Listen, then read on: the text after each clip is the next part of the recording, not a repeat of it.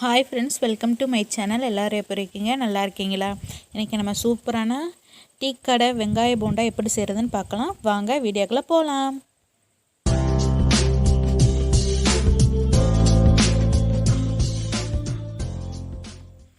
அதுக்கு இப்போ நம்ம நல்ல ஒரு பெரிய பவுல் எடுத்துக்கிடுவோம். நல்லா நம்ம பிசைகிற மாதிரி உள்ள அளவில் நம்ம நல்லா தாராளமாக எடுத்துக்கலாம்.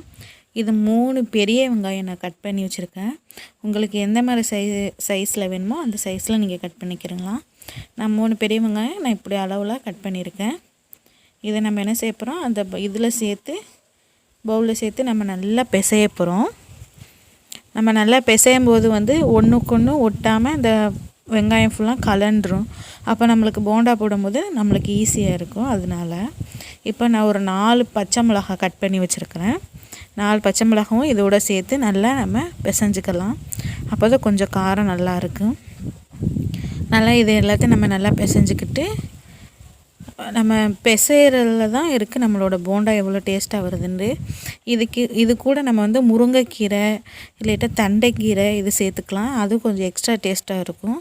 நான் எந்த கீரையும் சேர்க்காம வெறும் வெங்காயம் பச்சை மிளகாய் இது கூட நான் ஒரு கப்பு மல்லி சேர்த்துருக்கேன். கொத்தமல்லி நல்லா அதையும் நம்ம இது கூட சேர்த்து நல்லா பிசைஞ்சிக்கலாம். நம்ம பிசைஞ்சிக்கிட்டோம்னா அதோடய ஃப்ளேவர் ஃபுல்லாக நல்லா வெங்காயத்தோடு நல்லா மிக்ஸ் ஆகிரும். அப்போ நம்மளுக்கு சாப்பிடும்போது நல்லா டேஸ்ட்டாக இருக்கும். நான் கொத்தமல்லி பொடிசாக கட் பண்ணி வச்சுருக்கேன். பாருங்கள், உங்களுக்கு பார்த்தாவே நல்லா தெரியும். அந்த அளவில் தான் நான் கட் பண்ணி வச்சுருக்கிறேன். நம்மளுக்கு வெங்காய பண்டா போடும்போது கொஞ்சம் இப்படிலாம் போட்டோம்னா கொஞ்சம் மணமாக இருக்கும். இது கூட நம்ம முருங்கைக்கீரை சேர்த்துக்கலாம். அதுவும் நல்லா டேஸ்ட்டாக இருக்கும். இது கூட நான் ஒரு மெஷர்மெண்ட் கப்பு ஃபுல்லாக கடல மாவு வச்சுருக்கேன். ஃபுல் கப்பு கடல மாவு. நான் 3 பெரிய வெங்காயம், நல்ல பெரிய வெங்காயமாக தான் இருந்துச்சு. அதுக்கு தக்கனதான் நான் உங்களுக்கு நான் அளவு சொல்கிறேன். நல்லா ஒரு கப்பு ஃபுல்லாக நம்ம அதையும் தண்ணி ஊற்றாமல் நல்லா அது கூட நல்லா மிக்ஸ் பண்ணிக்கிடலாம். அப்போ தான் நம்மளுக்கு கடைசியாக நம்மளுக்கு தண்ணி ஊற்றி பிசையும் போது நம்மளுக்கு கொஞ்சம் ஈஸியாக இருக்கும். அதனால அப்படி பிசைஞ்சிக்கிடலாம். இப்போ நல்லா எல்லாத்தையும் பிசைஞ்சாச்சு. இப்போ இதில் நான் 2 ஸ்பூன் கார்ன்ஃப்ளவர் மாவு, 2 ஸ்பூன் அரிசி மாவு ரெண்டையும் ஒன்றா பவுலில் கொட்டி வச்சுருக்கேன். உங்களுக்கு கார்ன்ஃப்ளவர் மாவு இல்லைட்டா கொஞ்சம் எக்ஸ்ட்ரா அரிசி மாவு சேர்த்துக்கிறேங்க. ரெண்டுமே நம்மளுக்கு நல்லா கிறிஸ்ப்னஸ் தரும். அதனால நம்ம சேர்க்குறோம். இப்போ 1.5 ஸ்பூன் இஞ்சி பூண்டு பேஸ்ட்டு.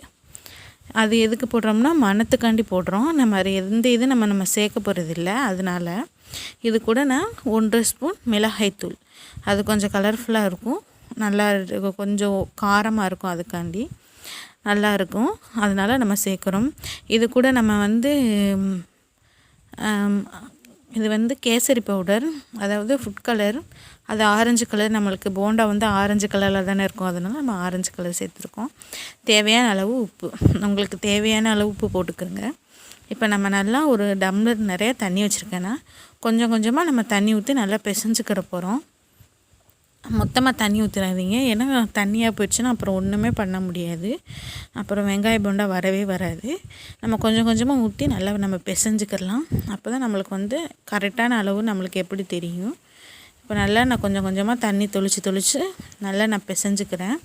அப்போ தான் நம்மளுக்கு கரெக்டான அளவு, எந்த அளவில் நம்மளுக்கு வேணும்னு நம்ம போண்டா போடுறதுக்கு கரெக்டான அளவுக்கு நம்ம கை நாட்டே நம்ம நல்லா பிசைஞ்சிக்கலாம். ஸ்பூனோ வச்சு நம்ம பிசைஞ்சோம்னா நம்மளுக்கு கொஞ்சம் கட்டியாயிரும், லேட்டாக உருண்டு கட்டி விழுந்துடும். அதனால் டேஸ்ட்டாக இருக்காது. நம்ம கை நாட்டு பிசைஞ்சோம்னா கொஞ்சம் இதாக இருக்கும். அதனால் நான் கையில் பிசைகிறேன். நல்லா இப்போ நம்ம பிசைஞ்சிக்கிடலாம். எவ்வளோக்கு தேவையோ நல்லா நம்ம பிசைஞ்சிக்கிட்டோம்னா உங்களுக்கு கரெக்டான அளவு வரும். இப்போ நல்லா நான் கரெக்டான அளவில் நான் பிசைஞ்சிட்டேன் பாருங்கள். நான் ஒரு மீடியம் சைஸ் கிளாஸில் தான் தண்ணி எடுத்தேன். அந்த ஒரு கிளாஸ் தண்ணியே எனக்கு அந்த மாவுக்கு, ஒரு கப் மாவுக்கு கரெக்டாக வந்துச்சு. கொஞ்சம் தண்ணியாக இருந்தால் தான் நம்மளுக்கு நம்ம அள்ளி போடும்போது கரெக்டாக இருக்கும். இல்லைட்டா ரொம்ப கட்டியாயிரும். இந்த அளவு கிளாஸ் தான். ஒரு கிளாஸ் ஃபுல்லாக நான் தண்ணி ஊற்றி தொளிச்சு நல்லா பிசைஞ்சிக்கிட்டு இப்போ கரெக்டான அளவு வந்துருச்சு பாருங்கள். நீங்கள் தண்ணி பார்த்து நம்ம ஒரேடியாக நம்ம தண்ணி ஊற்றிடக்கூடாது. ஊற்றிட்டோம்னா ரொம்ப தண்ணியாக போயிடும். நம்ம தண்ணியாக போயிடுச்சுன்னா மாதிரி எக்ஸ்ட்ரா மாவு மாதிரி எல்லாமே எக்ஸ்ட்ரா சேர்க்குற மாதிரி வரும். அதுக்கு நம்ம இப்படி கொஞ்சம் கொஞ்சமாக தொளிச்சோம்னா பாருங்கள் கரெக்டாக வந்துருச்சு பாருங்கள். நம்மளோட மாவு கரெக்டாக நம்மளோட போண்டாக்குள்ளே மிக்சிங் கரெக்டாக ஆயிடுச்சு. இப்போ நம்ம நல்லா ஒரு கடாயை எடுத்து நல்லா ஹீட் பண்ணிக்கிறோம். ஹீட் பண்ணதுக்கப்புறம் உங்களுக்கு தேவையான என்ன ஆயில் ஊற்றணுமோ அந்த ஆயில் ஊற்றிக்கிறங்க. இப்போ நான் கொஞ்சமாக ரீஃபண்ட் ஆயில் ஊற்றிருக்கேன். நான் வந்து கொஞ்சமாக தான் எண்ணெய் ஊற்றிருக்கேன். நீங்களும் உங்களுக்கு எவ்வளோ நிறைய போண்டா போடுறீங்கன்னா எக்ஸ்ட்ரா நீங்கள் எண்ணெய் ஊற்றிக்கலாம். நான் கம்மியான அளவில் தான் போட போகிறேன். அதனால் வந்து நான் வந்து கொஞ்சமாக தான் எண்ணெய் ஊற்றிருக்கேன். இப்போ நான் கொஞ்சம் வந்து கை நாட்டு எடுத்து போடாமல் ஒரு ஸ்பூனில் எடுத்து போடுறேன். ஏன்னா கொஞ்சம் நம்மளுக்கு எண்ணெயில் போடும்போது கொஞ்சம் கையில் தெரிச்சிடும். அதனால் வந்து நான் ஸ்பூனில் எடுத்து போடுறேன். இப்போ வந்து நான் ஒரு 4 போண்டா போட்டிருக்கேன். கொஞ்சம் பெரிய சைஸாக தான் போட்டிருக்கேன். ஃபஸ்ட்டு எப்படி வருதுன்னு பார்க்கலாம். அதுக்கப்புறம் வந்து நம்ம குட்டி குட்டியாக போட்டுக்கலாம். இப்போ சூப்பராக வந்து கலர்ஃபுல்லாக மாறிடுச்சு பாருங்கள். இப்படி நம்ம ஒரு ஃபோக்கோ இல்லை ஒரு ஸ்பூனோ வச்சு சின்ன ஸ்பூனோ வச்சு நம்ம திருப்பி விட்டோம்னா நம்மளுக்கு வந்து போண்டா ஒட்டாமல் வரும். பாருங்கள் சூப்பராக ஒட்டாமல் அழகாக வந்துருச்சு பாருங்கள். நம்மளோட போண்டா கலர்ஃபுல்லாக இருக்குது பாருங்கள். நம்மளுக்கு சாப்பிடும் போது நல்லா கிறிஸ்ப்னஸ்ஸாக இருக்கும். கொஞ்சம் நம்ம வந்து ஒரு அதாவது ஒரு சல்லாடையில் எடுத்து எண்ணெய் வடிகிற மாதிரி உள்ள சட்டியில் போட்டோம்னா அந்த ஓட்டை போட்டிருக்கோம்ல அந்த மாதிரி இதில் போட்டோம்னா கொஞ்சம் எண்ணெயெல்லாம் நல்லா வடிஞ்சிடும். இப்போ வந்து இருக்கிற மாவில் கொஞ்சம் சின்ன சின்னதாக போட்டோம்னா கொஞ்சம் நல்லாயிருக்கும். உள்ளாக்க சீக்கிரம் வேகும். அதனால் நான் கொஞ்சம் சின்ன சின்னதாக போடுறேன். இப்போ வந்து நான் எல்லா மாவையும் இப்போ நான் பொரித்து எடுத்துக்க போகிறேன். அப்போ தான் நம்மளுக்கு வந்து கடைசியாக ஃபைனல் ஃபினிஷ் பண்ணும்போது கொஞ்சம் நல்லாயிருக்கும். இப்போ இதில் நான் வந்து ஒரு 5 இது போட்டிருக்கேன். இது நான் கொஞ்சம் மீடியம் சைஸ் தான் போட்டிருக்கேன். அப்போ தான் சீக்கிரம் வேகும். அதுக்காண்டி நான் வந்து கொஞ்சம் மீடியம் சைஸ் போண்டா மாதிரி போட்டிருக்கேன். இதே அந்த மாதிரி ஃபோக் வச்சு நம்ம திருப்பி விட்டுக்கலாம். இப்போ இதே மாதிரியே நம்ம எல்லாத்தையுமே நம்ம சரி பண்ணிக்கிறலாம்.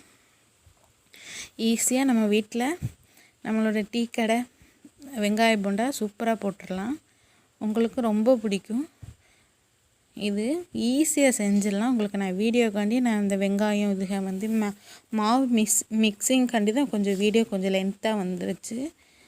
நீங்கள் வந்து வீட்டில் செய்கிறீங்கன்னா உங்களுக்கு 10 நிமிஷம் போதும். எல்லாமே வீட்டில் இருந்துச்சுன்னா நம்ம 10 நிமிஷத்தில் ஈஸியாக செஞ்சு முடிச்சிடலாம். இதை ஊற வைக்கணும் இது வைக்கணும்னு அவசியம் கிடையாது. இதை வந்து 10 நிமிஷத்துலேயே நம்ம அழகாக சூப்பராக செஞ்சிடலாம். இப்போ நான் எல்லா மாவையும் சூப்பராக பொரிச்சு எடுத்துகிட்டேன் பாருங்கள். இது கூட நான் வந்து கட்டி சட்னி வச்சுருக்கேன். இது என்னோடய பொண்ணு, உங்களுக்கு தெரியும், போன வீடியோவிலே காமிச்சிருப்பேன். அவங்க தான் டேஸ்ட் பண்ணுவேன்னு சொல்லி ரெடியாக உட்காந்துருக்காங்க. பாருங்கள் சூப்பராக உள்ளாக்க வெந்துருச்சு பாருங்கள். இப்போ அவங்க சாப்பிட்டு காமிக்க போகிறாங்களாம். நீங்கள் பாருங்கள். கட்டி சட்னி இதுக்கு காம்பினேஷன் செம்மையாக இருக்கும். இந்த மாதிரி நம்ம பார்க்கலாம். அவங்களுக்கு ரொம்ப பிடிச்சிருந்துச்சு. சாப்பிட்டுட்டு சொல்கிறேன்னு சொல்லியிருந்தாங்க. இந்த மாதிரி லாக்டவுன் சமயம் வீட்டில் உள்ள குழந்தைகளுக்கு நீங்கள் ஈஸியாக செஞ்சு கொடுத்தீங்கன்னா அவங்களும் நல்லா விருப்பமாக சாப்பிடுவாங்க. இந்த வெங்காய போண்டா உங்களுக்கு ரொம்ப பிடிச்சிருந்துச்சுன்னா என்னோடய சேனலுக்கு நீங்கள் லைக் பண்ணுங்கள், ஷேர் பண்ணுங்கள், கமெண்ட் பண்ணுங்கள், மறந்துடாமல் சப்ஸ்கிரைப் பண்ணுங்கள், பெல் ஐக்கனை ஆன் பண்ணிக்கிறங்க. அப்போ தான் நான் போகிற வீடியோ உங்களை தேடி வந்துக்கிட்டே இருக்கும். நன்றி, வணக்கம்.